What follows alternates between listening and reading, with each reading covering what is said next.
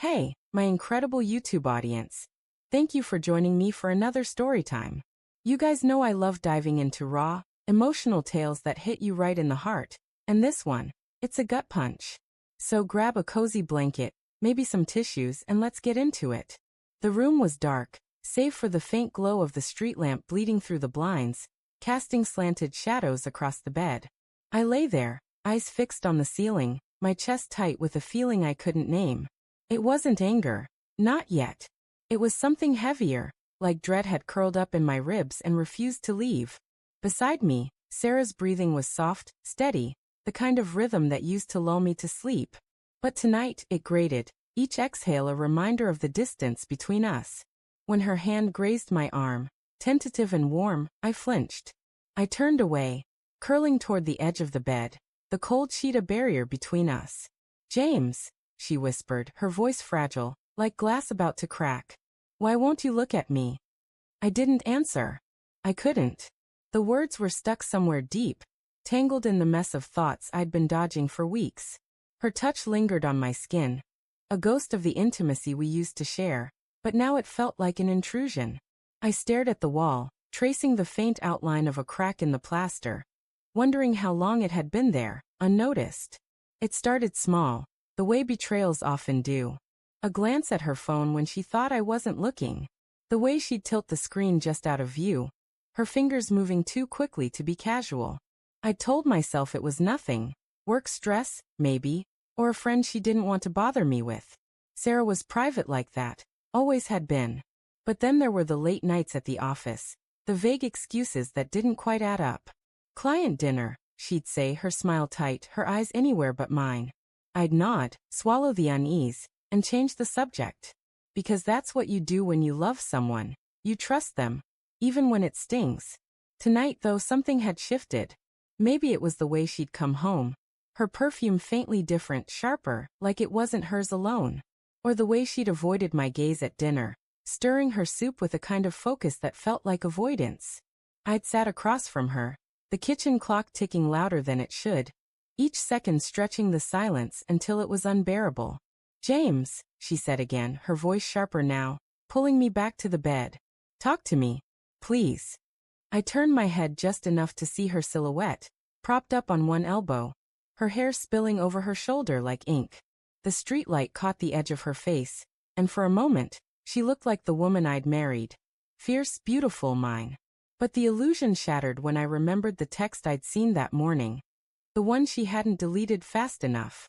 "Meet me at 7. Don't tell him." For words that had burned into my skull, replaying every time I closed my eyes. "What do you want me to say, Sarah?" My voice was low, rough, like I'd swallowed gravel. "That everything's fine? That I don't notice you pulling away?" She froze, her breath catching. The air between us thickened, heavy with the weight of what wasn't said. "I'm not pulling away," she said, but the words were too quick, too practiced. "I've just been busy. You know how work's been." I sat up, the mattress creaking under me. The room felt smaller, the shadows sharper.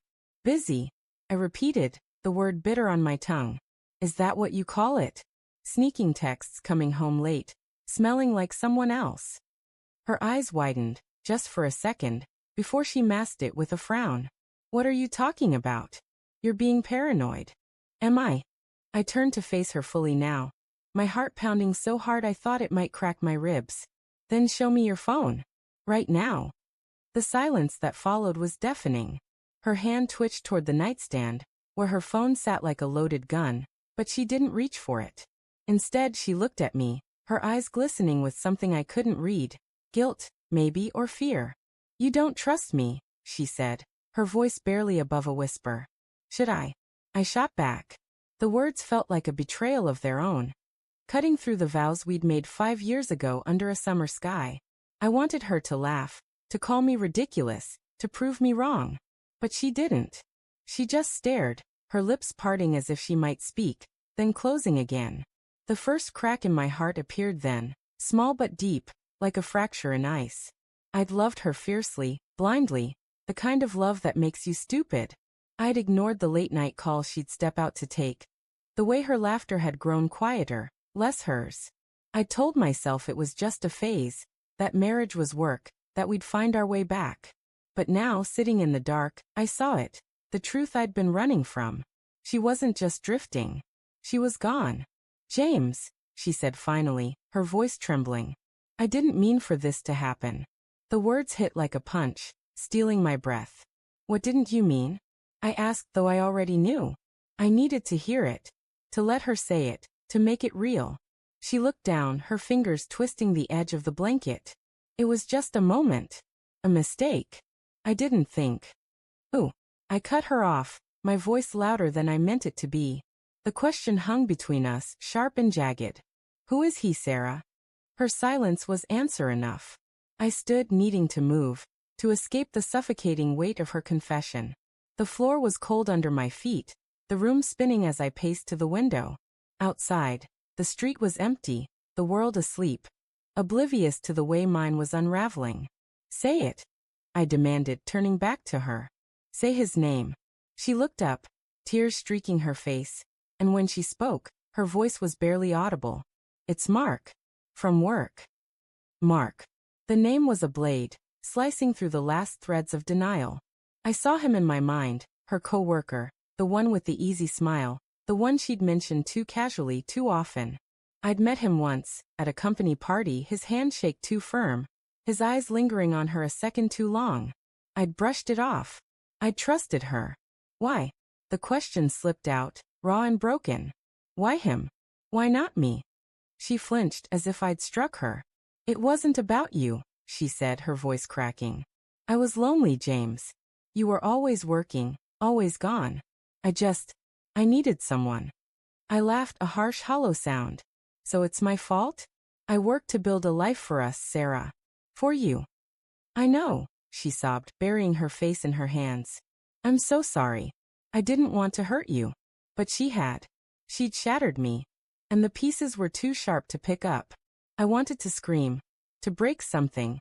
To make her feel the pain clawing at my chest. But all I could do was stand there, staring at the woman I'd loved, the stranger in my bed. Then she looked up, her eyes desperate, and asked the question that stopped my heart. Can you ever forgive me? The room spun again, the shadows closing in. I wanted to say yes, to cling to the love we'd had, to believe we could rebuild. But the truth was colder, harder. I didn't know if I could. I didn't know if I wanted to. I don't know, I said, my voice a whisper now, barely holding together. I don't know if I can ever look at you the same. And with that, I walked out of the room, leaving her alone in the dark, the weight of her betrayal heavier than the silence I left behind. Thank you, my amazing YouTube family, for diving into this emotional roller coaster with me. Hit that like button if this story hit you in the feels, and let me know in the comments, could you forgive Sarah?